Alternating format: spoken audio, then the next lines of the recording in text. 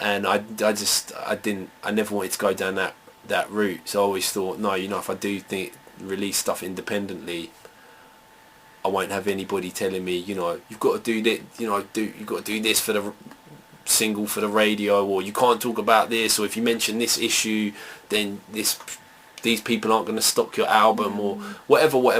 Politics, you know, because it's business. So once it becomes business, it becomes politics. But that's the main. That is, you know, that's the main thing. And I'd say you can apply that to anything creative. You know what I mean? It's like if you're self-published, or you know, if you're making films and you're doing it independently, if you're making artwork, putting on plays, and you're doing it independently, you've got so much more scope for subject matter and content. If you're trying to get X amount of investment and backing, as you know, back to something we've touched on in some detail already, you know, there's the people that are going to put the money into what you're doing have other interests, have money invested in other things, and you know, what you're doing has got to kind of somehow fit in with that. If it, you know, why is somebody gonna, you know, if you know, if my main business is selling guns, and then you're making some anti-gun crime rap, why am I gonna invest in that? I think it all sounds a bit far-fetched, but it's all very very basic, really. Do you know what I mean? It's even just to do with the whole kind of like materialism thing. You know, it's obvious that companies that also have stakes in, you know, clothing companies, car manufacturers, etc., are going to want to promote music that promotes big expensive sports cars, houses, designer clothes. You know, it's all obvious. Yeah. You know what I mean? So it's like serving a wider if your music and what your music is promoting and what the videos especially are promoting serves a wider purpose, then you can guarantee somebody will come along and invest in it and help you with it and push it, because it, you know what I mean, it's just feeding right back in to the machine. You know, it satisfies fat cats. Yeah.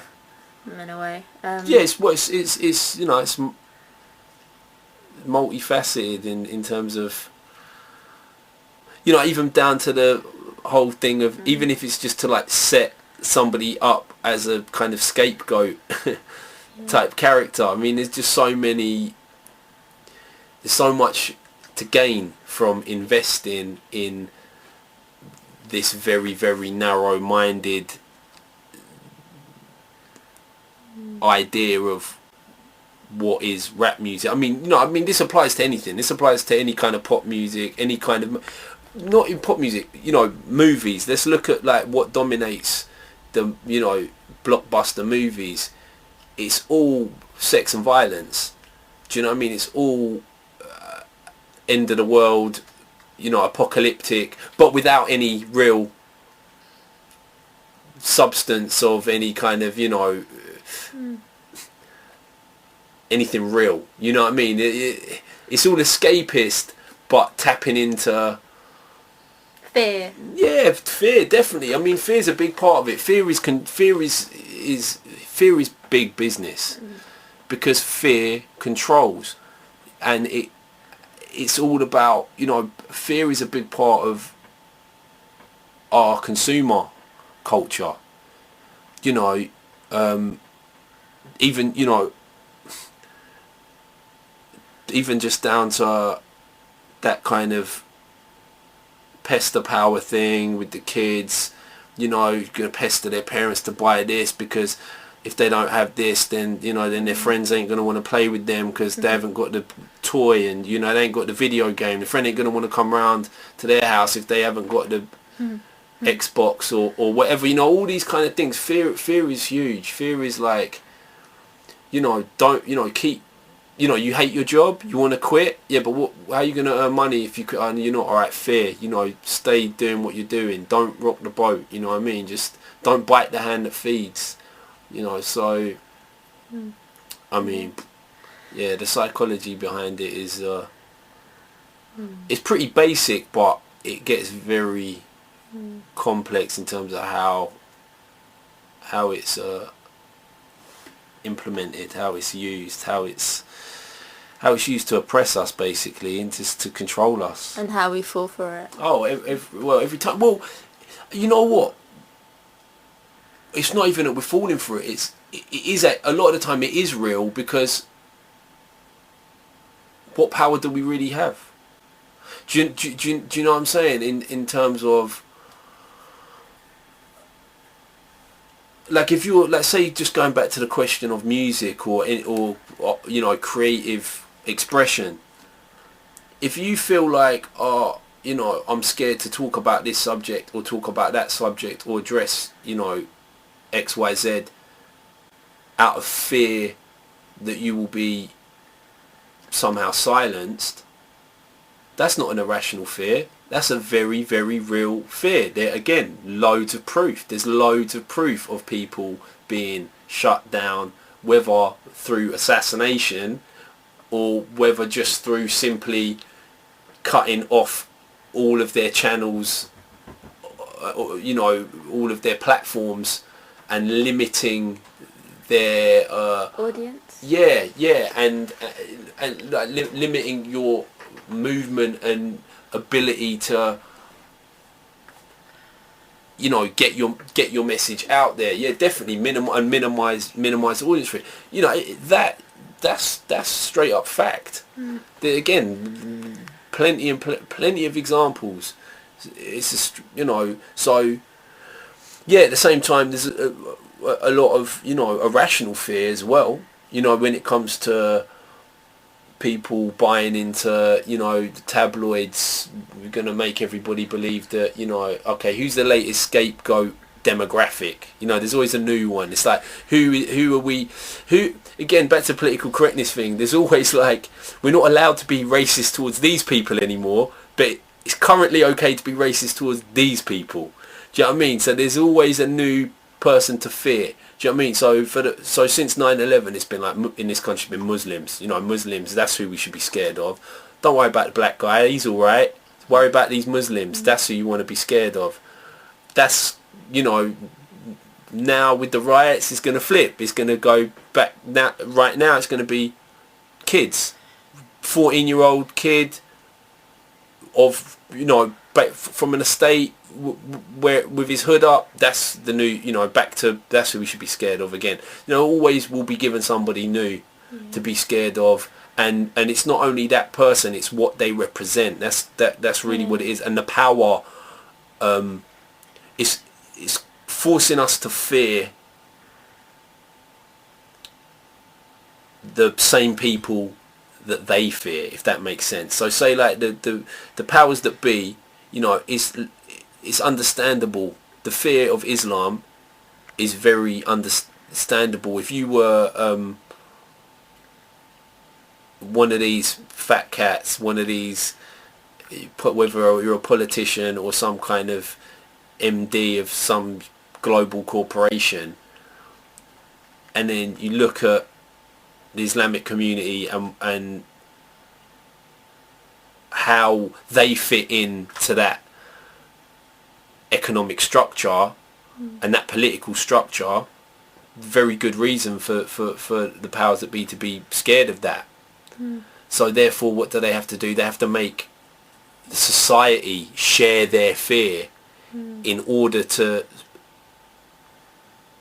keep that particular demographic in their place, so to speak. So it's the same right now with the kids. This whole idea that, the kids are going out rioting and going crazy, and in reality these kids have a huge amount of power. If they really got organised and they really wanted to do something significant beyond robbing JD Sports or burning a police car, they really wanted to take it to, a serious level, and you know, that might not even involve something that involves any kind of physical actions. It might be purely based on non-violent means, or even just purely intellectual, you know, actions.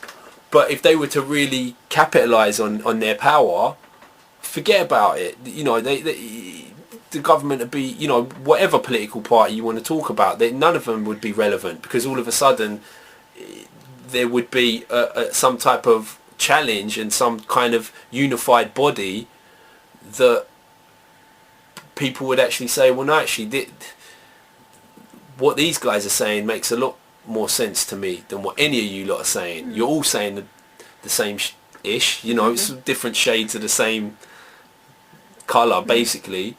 And again, so what do they have to do? Make the rest of us share their fear. Yeah, you should be scared of those kids. They're going to burn your house down. They're going to rob your house. They're going to rob your granny. You know, why did they repeat the footage of... There was that guy who was like on the floor, and he was broken jaw or whatever, and they were helping him up, and then they started robbing his backpack while they're helping him up. Now, obviously, blatantly cold, callous act, and, you know, I'm not in any way going to justify what I saw. But what I'm also not going to justify is the constant repetition of that footage. There is a political agenda behind the repetition of that footage, and that is to make you believe that every single you see on the TV with his hood up, with his face masked up, even those who didn't, even those who were stupid enough to just have their face blatant, you know, in shopping centres, on high streets, doing whatever, to make you believe that they are all of the same callous, heartless, merciless mentality, that, you know, they will rob you while they're pretending to help you, and that's, you know, that's not... We all know that's not true. We all know that was a one isolated incident. Why has that had so much coverage? Why did the shop in Croydon that got burnt down, that had been like, you know, oh, it survived the Blitz and it's 100 years old, why did that constantly get mentioned again and again and again and again? Because it gives the public, that your average British voter, something to connect with beyond, oh, you know, burning Selfridges. Well, Selfridges it's completely impersonal. It doesn't really mean anything. It's, you know, or like robbing a Curry's or something. You know, it's a big chain store. No one really cares that much. The minute you start talking about a family-owned business, it's been here for hundreds of years and it survived the Blitz, and, you know, you survived the Blitz as well, didn't you? How would you feel? You know, and it's you know, it's tapping into the especially tapping into the racism that or just prejudice in general that exists among some older people in our society, because they haven't necessarily had the chance to integrate and to really understand how, you know, this country has changed. Immediately tapping into that, and just tapping into anybody's idea of like, oh, well, if I built something up for myself and my family, and then these people are going to take it away. You know, it is very evocative. It's completely different to saying, oh, well, you know, robbing a chain store, and, you know, they're insured, and, you know, robbing JD Sports for like clothes that are made in sweatshops, and the people that made them were exploited. I mean, you know, it's not going and robbing the stuff is not really any more, well, certainly not any worse. Actually, let's just be straight. It's what a lot of these companies are involved in to even get that product into that shop is far more exploitative, sinister, dehumanizing, and in fact downright evil than anything any of these kids have done. You know what I mean? But that is not, you know, let's take the focus off that. Let's look at the family run store, probably one of only about a handful that had any kind of damage. The vast majority of places that were damaged were chain stores owned by multinational corporations, and as